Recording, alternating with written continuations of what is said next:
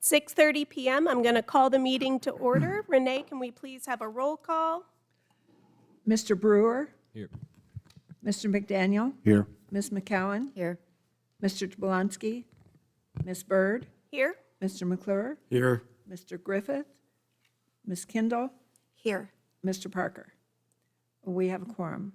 Moving to our consent items, we have item number 1, consideration of approval, acceptance, rejection, amendment, and/or postponement of the minutes of the February 8th, 2024 regular Planning Commission meeting.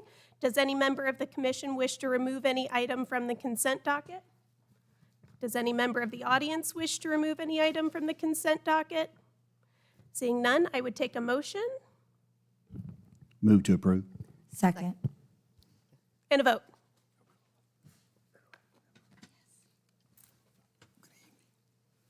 You may vote.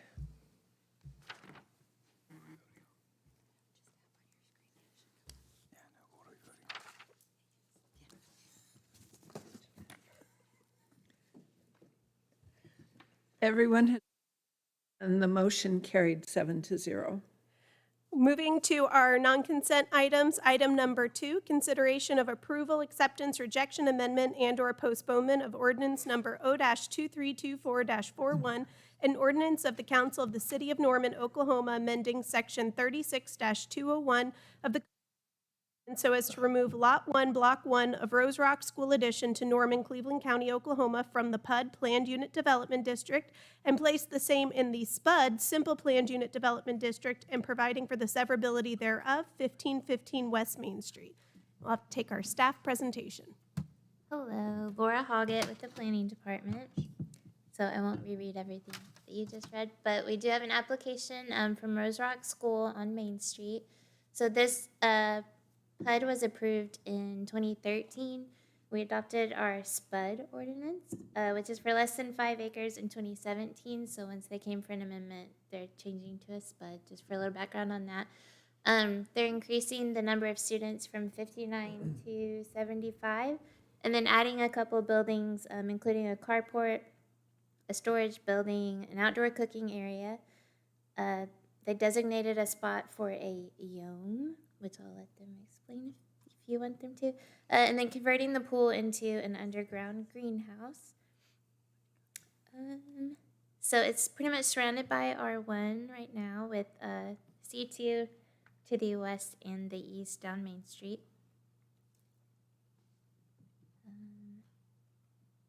So here's an aerial of how the school is today. Not much is changing. We have the site plan. But here's another aerial view. Just the front of the school, then looking east and looking west on Main Street. Here's the proposed site plan. So most of the additions will be behind the school on the rear of the property. So I'm available for questions. The applicant's here, but they don't have a slide presentation. So we're both available for questions, and then we forward this item to Planning Commission for your consideration. Thank you. Any questions by commission for staff?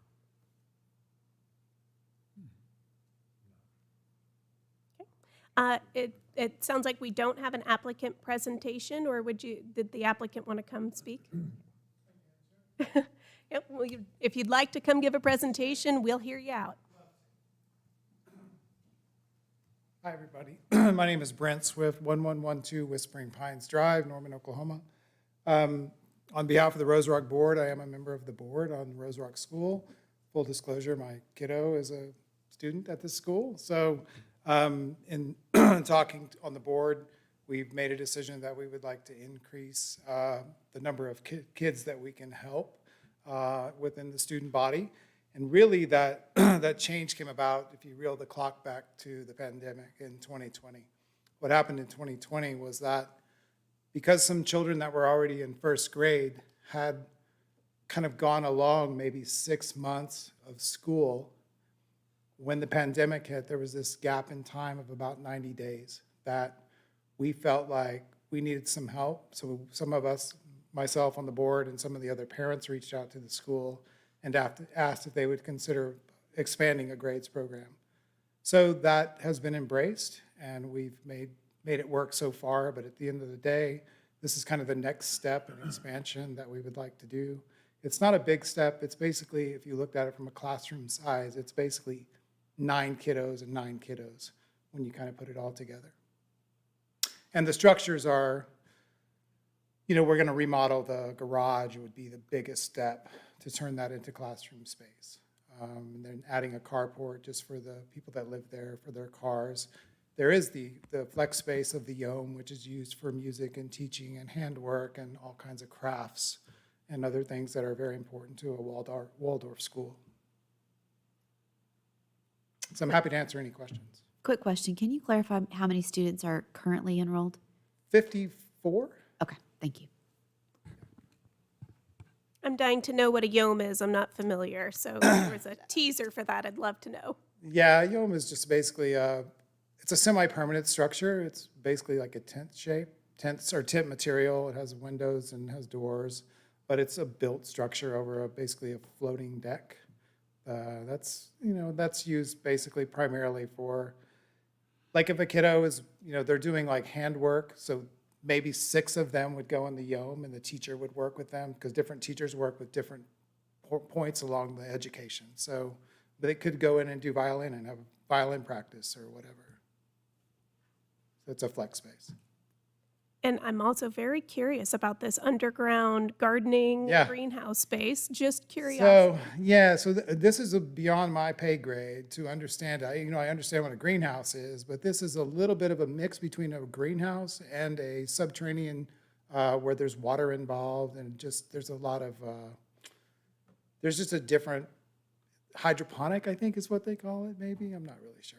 So, but it's a greenhouse. I mean, at the end of the day, they're just trying to do a greenhouse and repurpose the pool because it's sitting there empty and it's fenced off, and it's just it could be repurposed as something really as a teaching tool, right? That's the whole idea, is that once they're more exposed to sciences and botany, et cetera, I think that they would try to like use that as a teaching tool.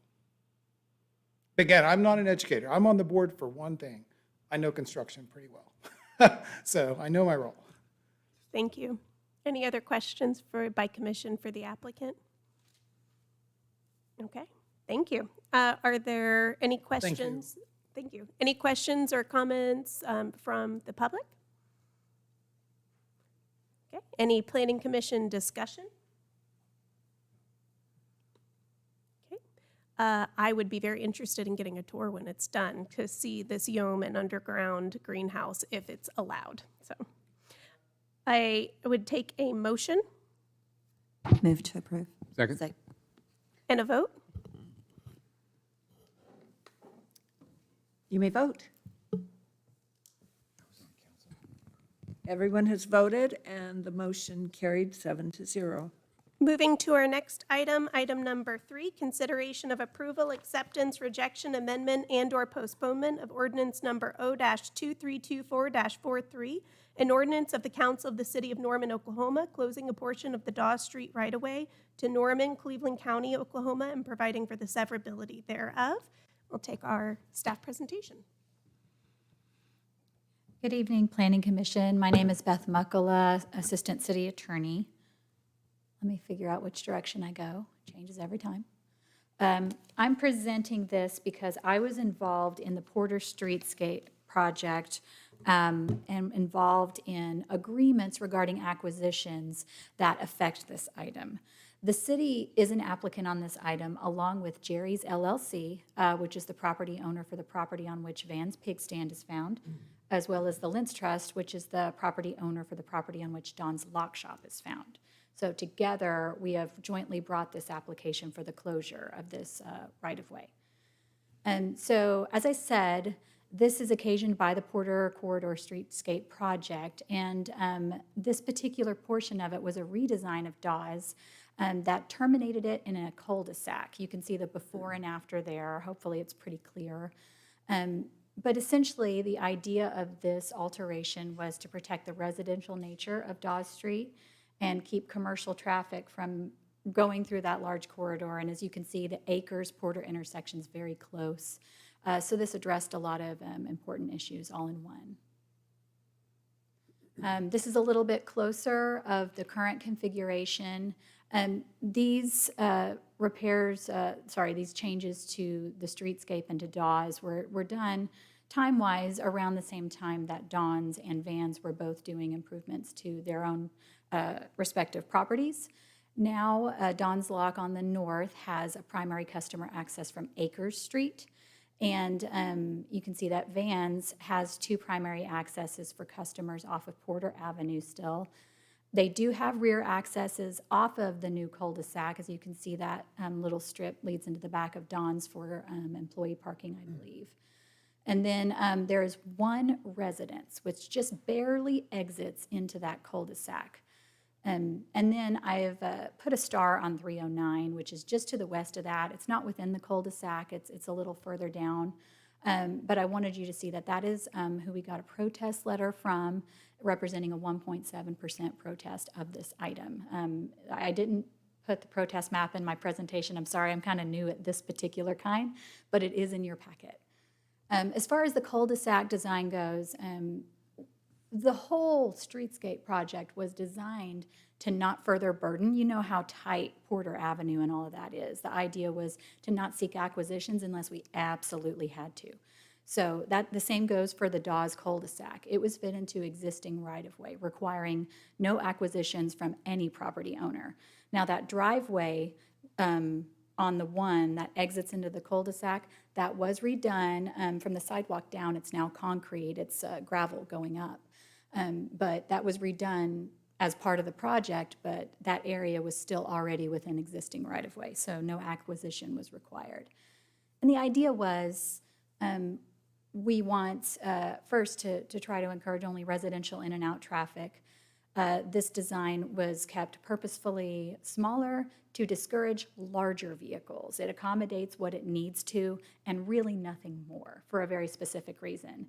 I know you might want to address the protest letter, which was discussing the difficulty of buses and other large vehicles, but actually this was designed with rolled curbs so that they could do those difficult turns in there. It's functioning as it's supposed to, which is, again, the best solution we found to avoid additional acquisitions while allowing what it had to and no more.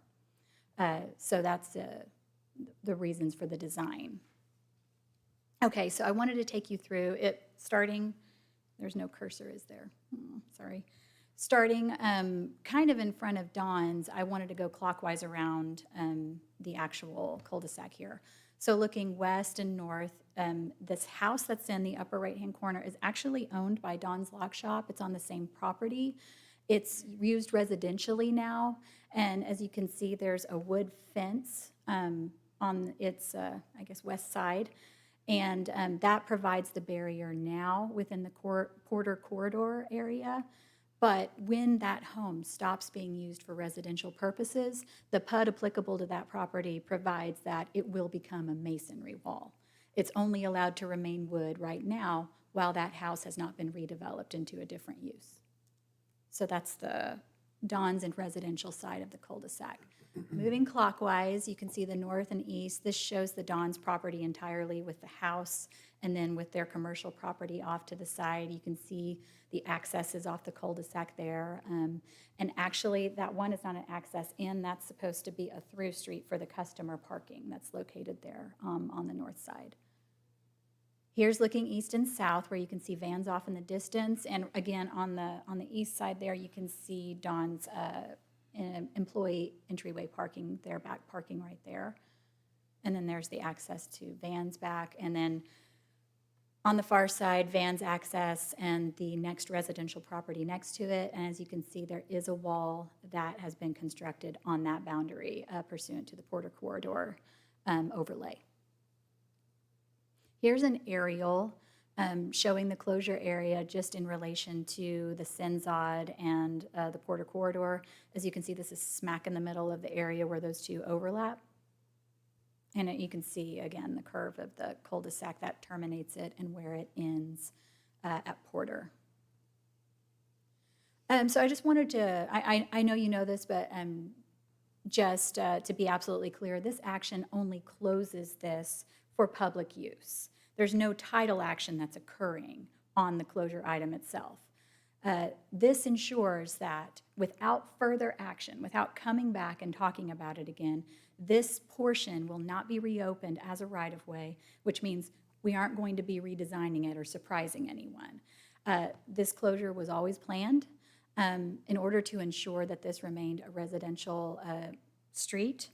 And so if this is taken forward pursuant to Oklahoma statute by the private property owners for a vacation action, that's when title would change. And of course, that's when the city reserves any easements for any utilities that's already placed in the right-of-way, along with any franchise owners. As a part of the closure action, the franchise owners have already been contacted, and the city has actually already identified its needed easements. And we did that because, again, as part of our acquisitions from one owner, Vans, we agreed to bring this in cooperation with the owner so that we could coordinate these items and make it as smooth as possible. So again, those easements have already been identified to the private parties, and if a vacation occurs, we're ready to specifically reserve them.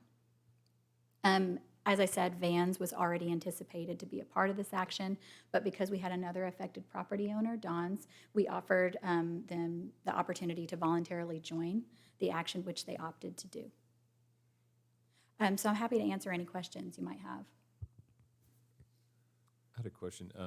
Is this just, I mean, I guess solely administrative? Is there any like visual change to what's going to occur? Is there going to be like a sign that says closed to the public or anything like that? I don't know if we have traffic. No, I wouldn't think so. And Paul says no.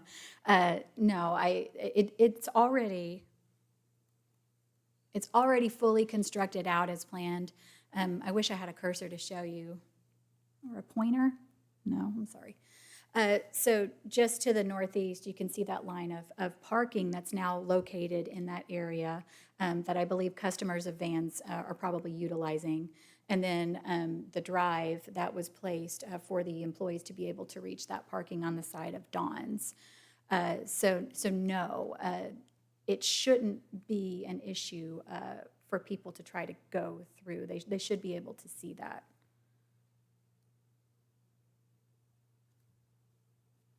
I'm just confirming, the intent is after this, you are going to vacate the right-of-way further into court as well, and so that that property right-of-way would go to the adjacent property owners? The private properties have the option at any time to do that once a property has been closed by the city. So no, we won't necessarily be a part of the vacation action. We would be named as a defendant, and we would come in and just make sure that we're reserving the easements as we've already agreed. Thank you. But it does look like they're already using part of that right-of-way for their parking, correct? It looks like it from this aerial, the Yes. Vans, as though, yes. Yeah, I believe part of that agreement with Vans, and maybe I should have brought it with me, but it actually provided for a revocable license with indemnity until such time as it becomes their title fee property, and they can take full responsibility for it. Thank you.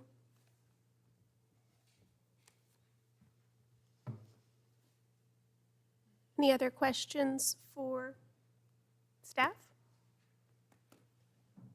Thank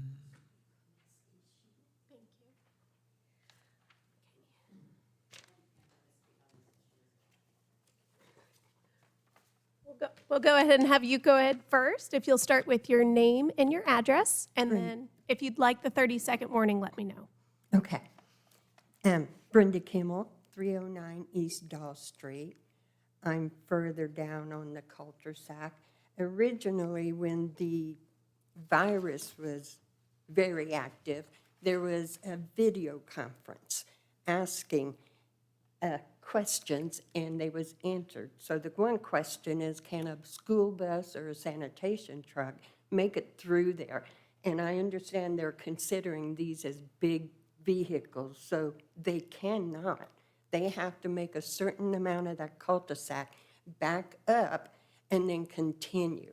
And I've watched that bus every day do it, and on trash day, he does it too. I look at a trailer, a white trailer for Don's Lock Shop that carries their wood. On the other side of it is a Don's Lock Shop vehicle. I'm interested in having a sound barrier put up there to cover the ugliness that we look at. Sometimes the people come up to Dawes Street off Crawford to go into Van's Peak Stand, and it looks like a dead end, so they continue on. We're interested in the Porter Street being left open. 50% of Van's customers use that drive-through. They go around to the pickup window where they do their ordering, and they exit back off onto Porter.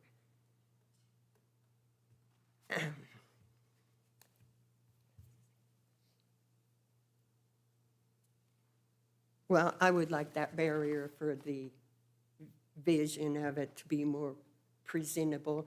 And originally, I understand there was going to be trees and plants and a bench. The bench is for the customers walking to Don's Lock Shop.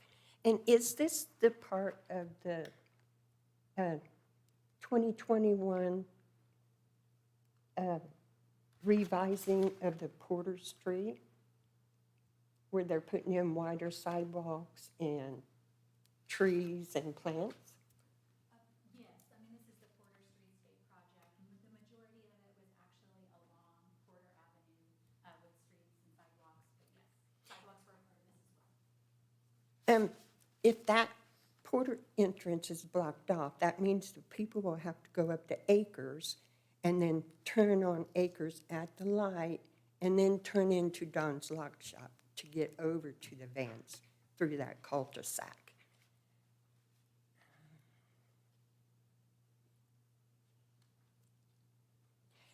If this is to close that off, to eventually extend his business, it would make more sense to extend his business out into his parking lot and leave that Porter entrance open for the traffic. Thank you very much for your comments. We appreciate you. Thank you. I also have Denise Clear. And if you'll again say your name and address to start. I'm Denise Clear. I'm with Don's Mobile Lock Shop. 3300 Fireside Circle is my address.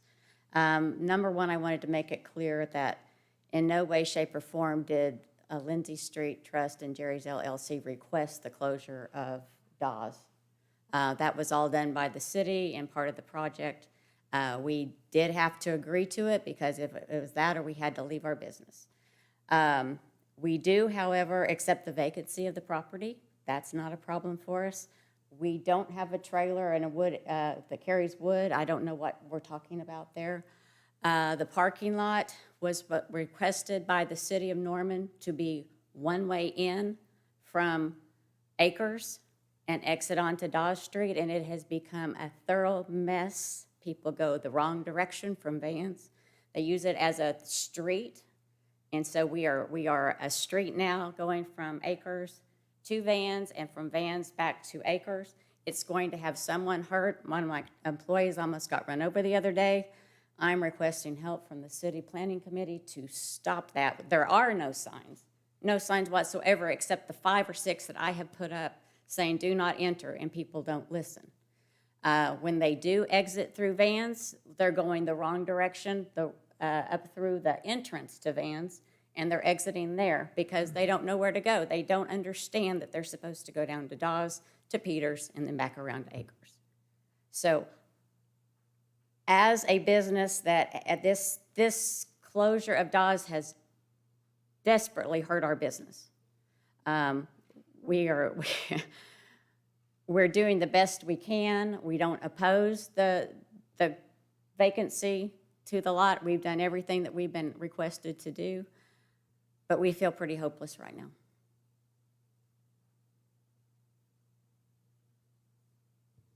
Any questions? Thank you. Do we have any other audience or public comments?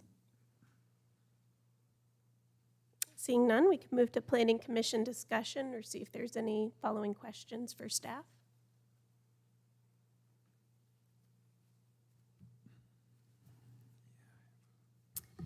I have gone to Dawn's and my car was almost hit with two cars trying to figure out which way they were supposed to go, and it was even confusing for me to leave. So, so I do agree that there needs to be signage. I think that was a good point, asking about signage at the very least.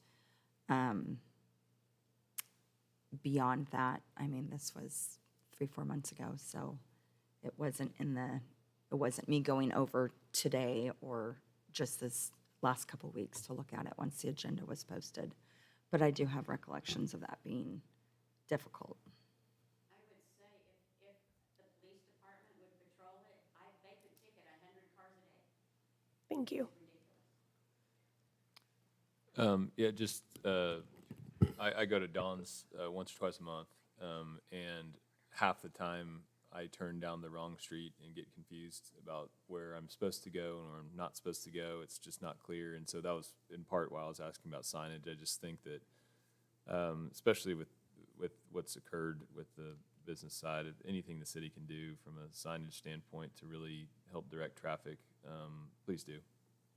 Other than that, it sounds like, I mean, the work's been done. It's just a matter of approving the vacancy at this point.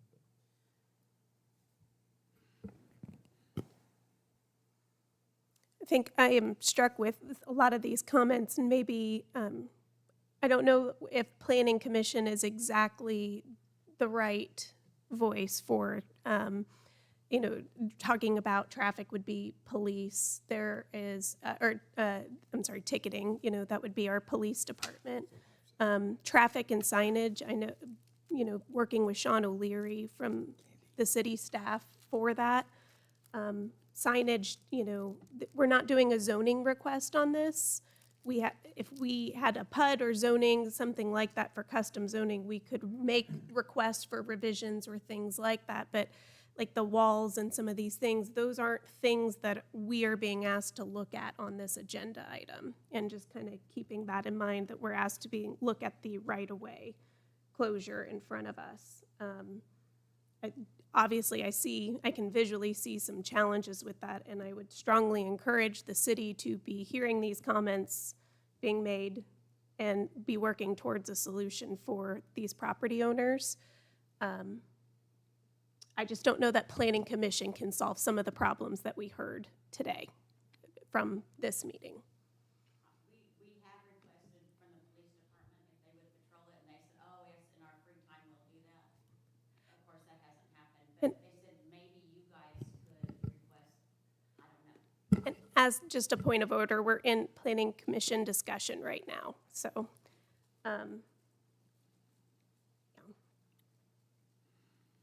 And this item would continue on to go to City Council as well. So just for the people that are here to speak with the additional scope, City Council has a larger scope than Planning Commission does. There is a first and a second reading, and there is an additional opportunity to make protest. These are also publicly elected officials that have contact information that you can find. They have email addresses and phone numbers that you can reach out to in advance of them reviewing it, and also another opportunity for public comment there as well. So just making sure you know that after Planning Commission, there are other places to be heard on some of these other items too. Are there any other discussion items from commissioners? I'll move to approve. Is there a second? I'll second it. And a vote? You may vote.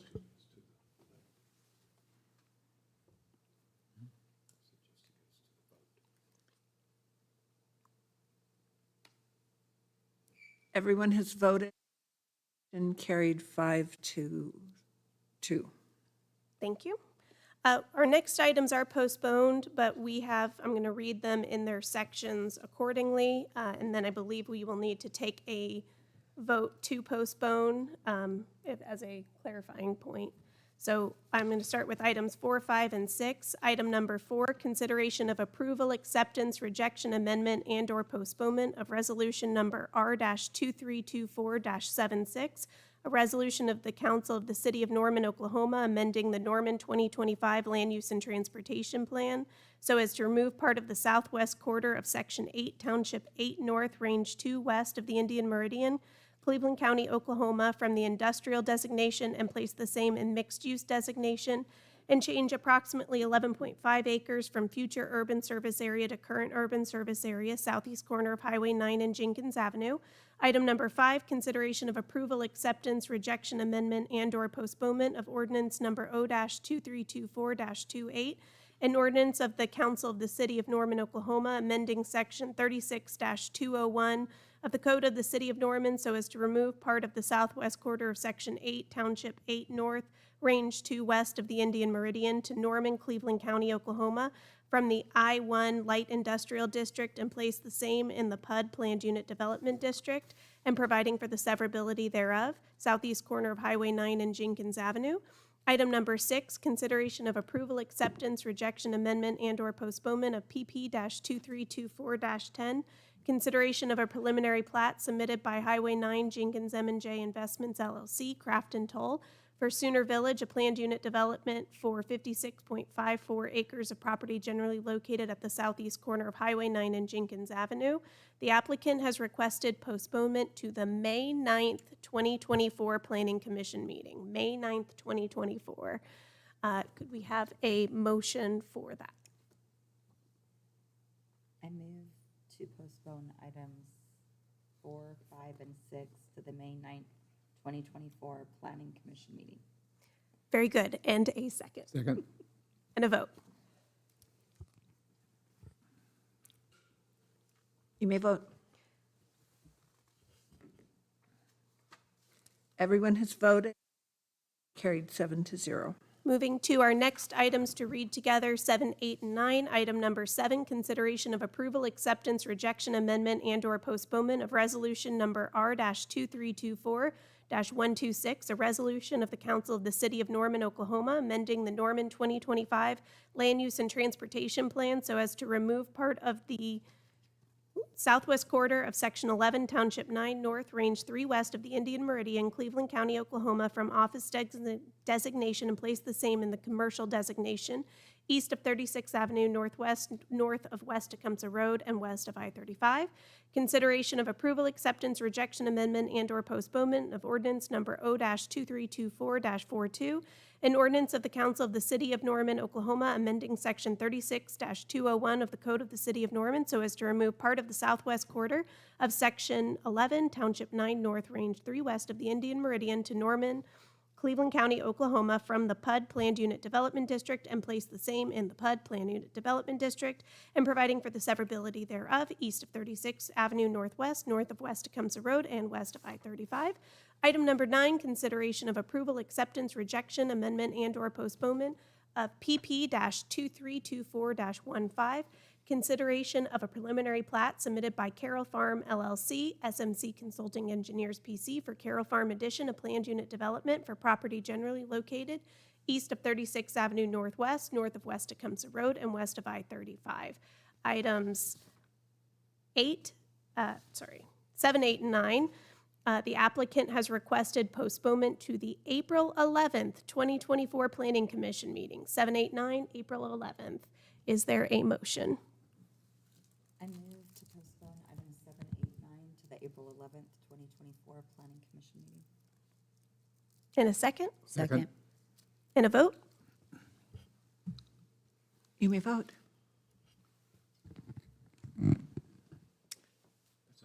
Everyone has voted, and the motion carried 7-0.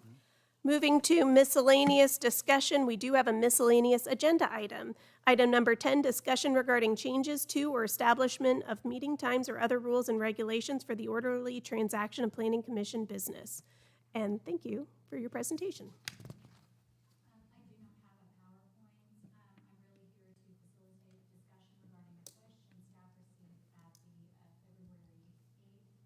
Planning Commission meeting. And that was how would Planning Commission go about considering and perhaps changing the meeting times. So there is no ordinance setting your meeting times like City Council. So it doesn't need anything that formal, but the general provisions that are applicable to boards and commissions provide certain administrative measures. And in the code, specifically 2-304, there's guidance regarding internal organization, which gives each appointed board or commission the power to adopt such rules and regulations for the orderly transaction of its own business.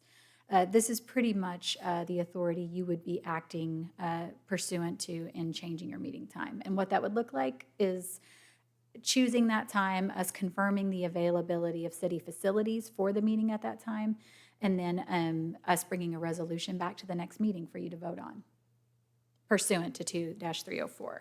As far as meeting times, as you know, they're posted by the clerk in advance. So we'll need to allow time for that to happen so that that change can happen. And that's because that, as you know, you're subject to the Open Meetings Act. But otherwise, I just wanted to give you all an opportunity to discuss on the record your thoughts and give staff direction into how we should bring this back to you. Thank you. I know that that discussion item was actually posed by Commissioner Jablonski, who is present here tonight, but for his benefit, if there any other commission discussion or questions, maybe on changing that time or proposed times that you'd like to discuss. Did he have a time in mind when he brought it up? It was in our minutes. I think it was 4 p.m., but I would defer to the minutes to confirm. I don't think, It may not be in the minutes. I don't think it is. I know one of the things that Ms. Muckala had brought up was the availability of facilities, and I would venture in, especially as the state is heavily looking at Open Meetings Act right now and making sure that public meetings are available to the public, not putting two public meetings at the same time because a public member couldn't be in two places at the same time. There is currently a meeting that happens, it's the Oversight Committee meeting, I believe. It's the same day as Planning Commission, but it happens at 4 p.m. It isn't in here, I think it is in the conference room, but it is at the same time. So I would in general say if there is a proposed time, Laura just mentioned to me that there is a different one every Thursday at 4 p.m. So Thursdays at 4 p.m. are pretty regularly going to have a time slot on there. I have spoken with a council member before that has indicated sometimes they struggle to get out in time to give enough time also for our tech people to have a chance to set everything up. So just being considerate to staff there too, that they probably need maybe at least 30 minutes, but maybe they could add comment to that if there's an amount of time that they would kind of need to wrap up that meeting before starting this one, so. Question, just to clarify, you say when they struggle to get out, meaning to get out to then get to this meeting? I would say that to finish in time to properly end that meeting, move the IT equipment setup over, and then start our meeting. Because if that oversight committee goes longer than 2 hours, you have less than 30 minutes for the IT setup of this meeting. So just kind of being mindful of that not, even by moving up to 5:30, we now would be potentially encroaching on time that currently City Council has available for their committees. So, yeah. And also just being mindful of, we many times have short meetings, but sometimes our meetings are long too if we stack something in earlier than that. And maybe you, as a point of order, could clarify, we don't have any meetings after us currently, but I believe by our rules of order, if we did not meet agenda items before a certain fixed ending time, those would roll over to the next meeting. Maybe you could clarify that.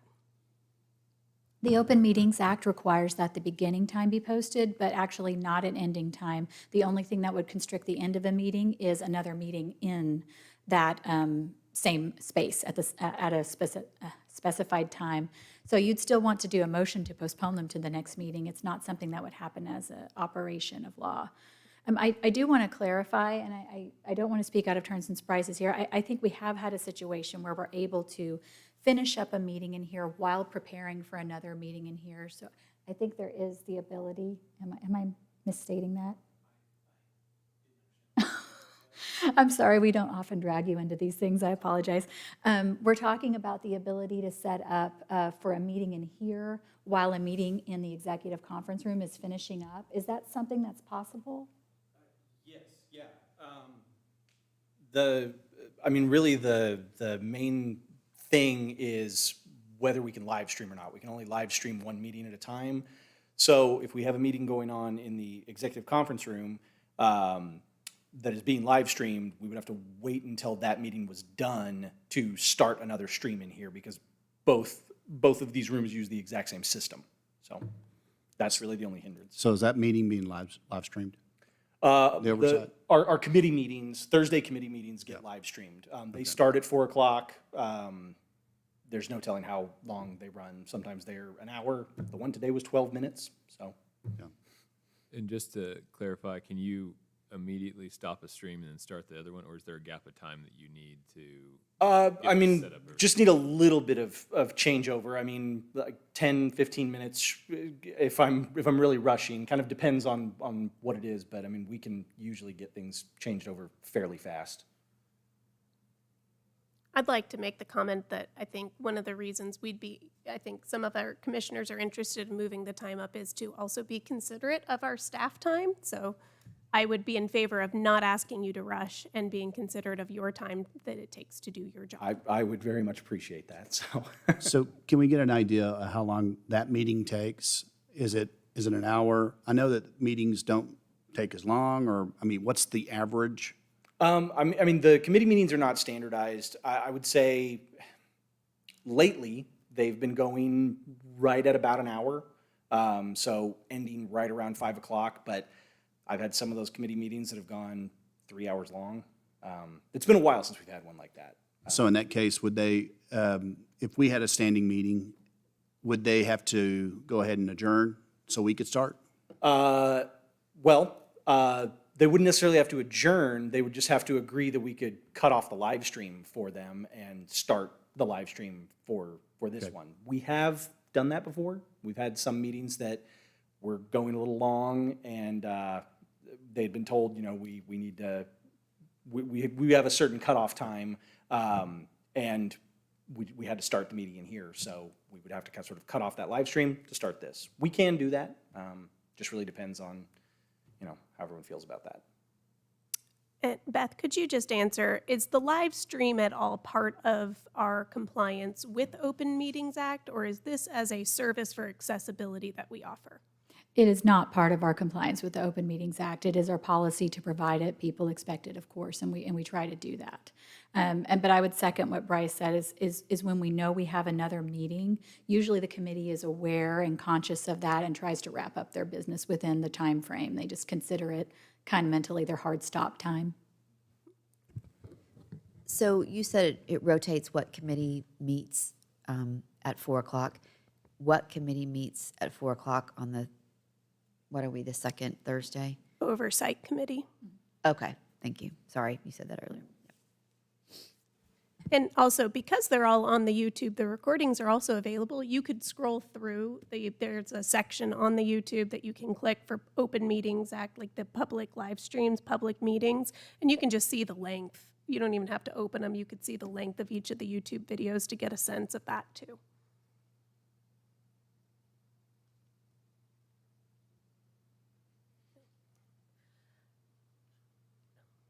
I don't know if is there any other thoughts, comments, discussion to make? I think we should consider maybe 5:30, and then if to cut off there, it would get us here a little earlier and out of here a little early. depending on the length of our meeting, but I don't think that would be unreasonable. So most committee meetings, well, when I was on council, most committee meetings didn't start till 5:30, so that would get us in and out of here a little sooner, depending on the agenda, but it's a thought. I'm okay with 5:30 too, because staff, this is not their only meeting that they have to come to. And my thoughts are, just as soon as we can start, we can hopefully get through the meeting and get staff home. That's That's just my thoughts. Yeah, I was on Historic District Commission for nearly 6 years when we started it. We actually moved our time up from 6 to 5:30, and I just remember that little change. It just made everything more efficient because everybody was kind of still in business mode, if you will, and kind of continue on with the day, and staff could just transition right over. So I like that time if that's what there's some consensus around it. So. Can we ask Renee, what do you think? You're the one that makes it go, so I'm just making sure that. No comment? I do what I'm told Okay. most of the time. The only other, I have recently been engaging a little bit more with the live streams for the city council meetings, and there is miscellaneous comment from the public in there too. And recently, I've heard a lot of the public comment on changing unexpectedly meeting times. So I think it's just important for us in our job to have consistency and just not having a random schedule that we change every week, but I don't see any problem with it becoming the new norm being 5:30.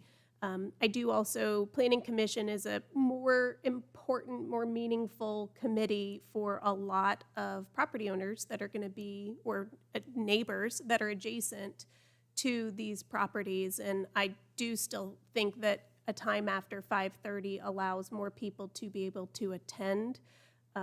Currently, when we had COVID, we were able to do Zoom participations, we had YouTube questions, we had more accessibility that people did not have to physically be here to make their comment. As a reminder, the public can always submit letters and protests, and we get them many pages long, and we read them all. So there are also ways that the community can participate with Planning Commission in advance as well. But I mean, still making sure people that have a job can not have to take off early to be able to come and speak at this meeting, I think is still of value at this point. So I think a 5:30 time is a great middle ground for that. I think that's a great suggestion.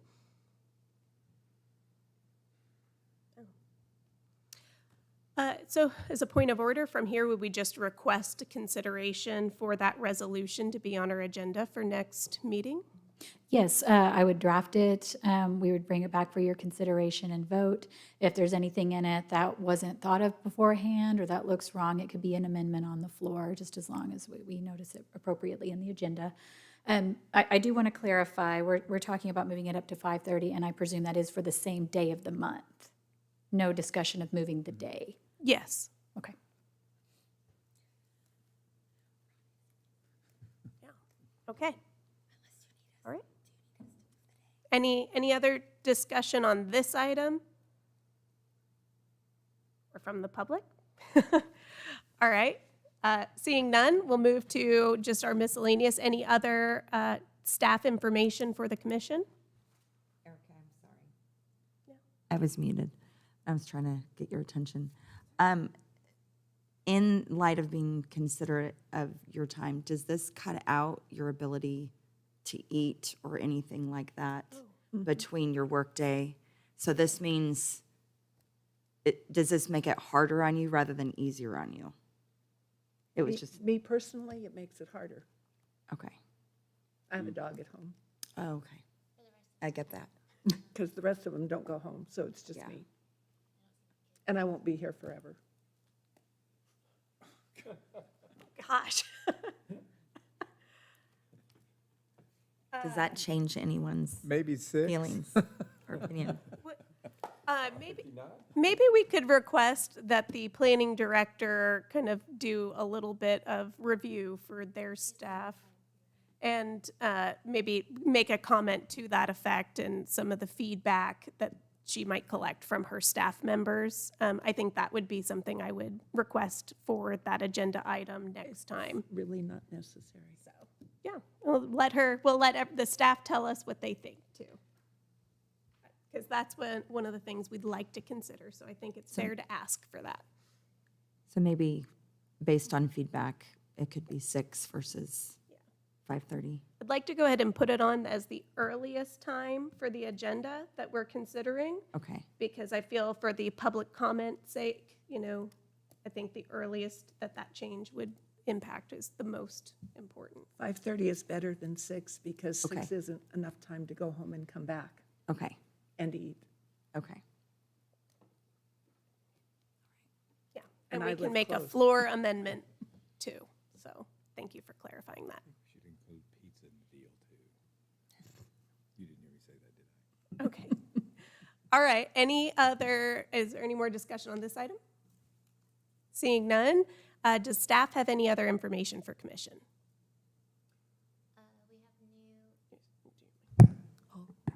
Clearly, I'm not used to this. We have new questions on the aimnorman.com website. They're about wastewater this month, so check those out. I think that's about it. We had our joint meeting yesterday, and I think it went well. It was kind of a preview of the workshop. And we're always welcoming info, so. Thank you. Do commissioners have any other comments they'd like to make? Is there any other comments from the public? Anything else to come before commission? Then I will declare the meeting adjourned. Doo-doo.